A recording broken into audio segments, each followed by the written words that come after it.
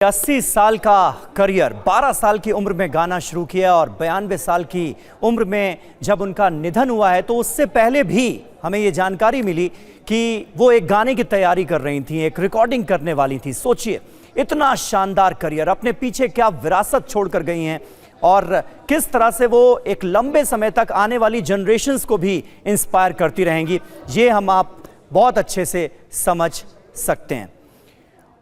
और जसविंदर सिंह जस्सी जाने माने सिंगर हैं, वो इस वक्त हमारे साथ जुड़ चुके हैं। जसविंदर जी, आज कैसे याद करना चाहेंगे आशा ताई को? हम सब के लिए ये बहुत दुखद खबर है, इस विचार का मन में आना कि आशा ताई अब हमारे बीच नहीं है। आप कैसे याद करेंगे, किन अल्फाजों में?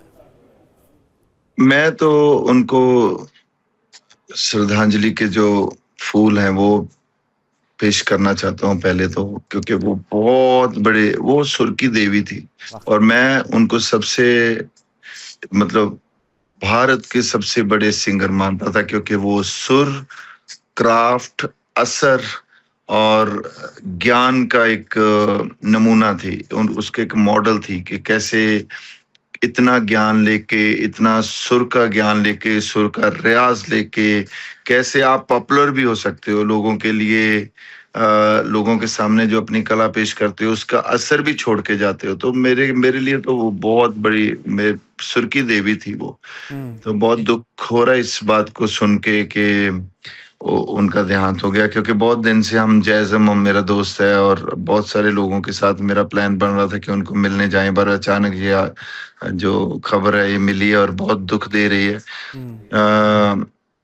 बस यही है कि उनकी आत्मा को परमात्मा जो है शांति बख्शे और अपने चरणों में निवास बख्शे।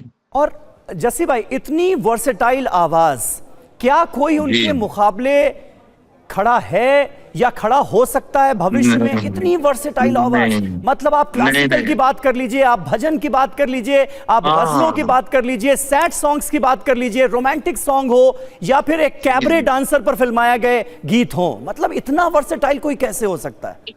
मैंने वही बताया ना, जैसे सुर है, क्राफ्ट है, थिएटर है, स्पीच की जो एक डायलेक्ट है, उसके जो डिक्शन है और फीलिंग्स है हर चीज की, क्योंकि इतना वर्सटाइल होना, इसका मतलब आपके अंदर जो है इतनी तरह की जो कलाएं हैं वो आप समेट के बैठे हुए हो और उसको इतनी परिपक्वता के साथ, इतने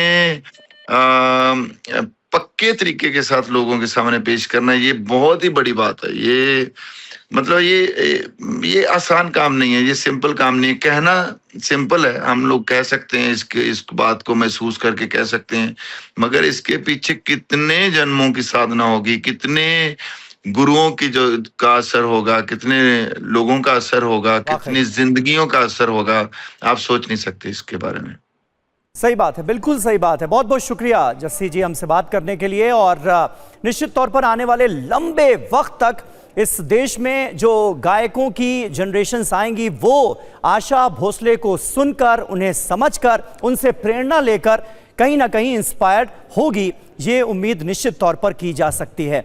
और तमाम लोग इस वक्त अपने शब्दों में, अपने अल्फाजों में उन्हें श्रद्धांजलि दे रहे हैं। थोड़ी देर पहले केंद्रीय मंत्री नितिन गडकरी की तरफ से क्या कहा गया आशा भोसले के निधन के खबर के बाद, सुनते हैं। स्वर्गीय आशा ताई का और मेरा पिछले अनेक सालों का बहुत ही नज़दीकी संबंध रहा है। आशा ताई ने अपने जीवन में अनेक भाषाओं में अनेक गीत गाए और संगीत के अनेक प्रकार के गीत गाए। सब प्रकार के गीतों में उनकी मास्टरी थी। उन्होंने जो गीत गाए हैं, आज भी हम उसको विश्व में इतनी प्रसिद्धि मिली है कि आज पूरे विश्व में उनका नाम पहुंचा है। जिस प्रकार से लता दीदी ने अपने गायन कला के द्वारा हमारे देश का नाम बड़ा किया है, वैसा ही आशा ताई ने भी बड़ा किया है। मुझे बहुत खुशी है विशेष रूप से कि जब वो संगीत में गाती थी और जब उनका एज हुआ था तो मैं उनको कहता था कि आप मत गाइए, वो मुझे कहती थी कि नहीं, मैं जब तक हूँ तब तक मैं गाती रहूँगी। ये जिद्द मैंने उनके व्यक्तित्व में देखी और आखिर तक उन्होंने संगीत और गीत इस विषय के लिए अपना जीवन समर्पित किया था।